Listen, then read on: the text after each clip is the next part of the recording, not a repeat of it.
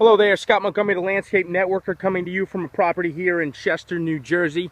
You've obviously been searching for some tips on lawn care, you know, in the springtime when the lawn emerges and comes out of dormancy. And three critical components that you need to understand here are: number one, you got to keep your blade sharp. All right. What happens is, you know, you'll notice, and I'm going to pan in on the lawn itself right here. I'll come right in. You can see the tips of the grass are nice and cut. You know, with dull blades, what happens is they often get frayed, okay, and it's just not healthy for the lawn in general. Another tip is you can see the thatch here. If you're not collecting your grass, it's very important to blow the grass off. We have not done that yet.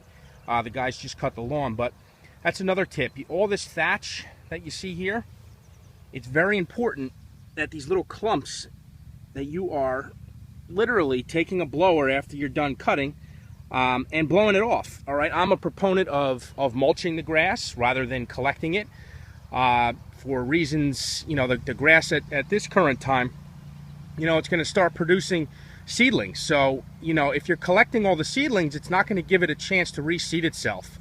Hopefully that makes sense. Another very important factor in this is, you know, people have a tendency to overwater. All right, I am a huge proponent of watering deeply.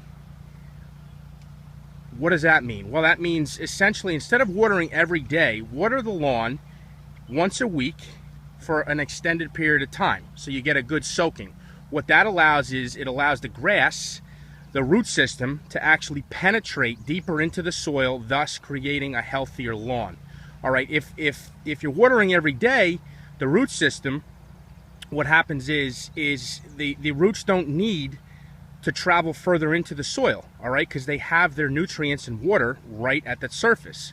So hopefully that makes sense. So in times of great stress, like you'll notice here, I'm going to pan across, you know, we are in a full sun area. So come July and August, this lawn absolutely bakes.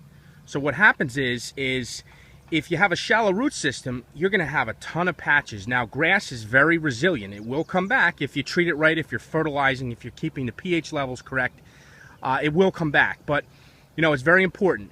The other thing is you know, a constant monitoring of problems that you might exist. Now, you don't see this right now, but this particular lawn got hit by grubs, which is an insect which, at this current time, we're in May, they are going to start to feed in about a month and a half. And what they do is they come up from the surface and they start feeding on the root system. And then by July or August, you start seeing these huge brown patches.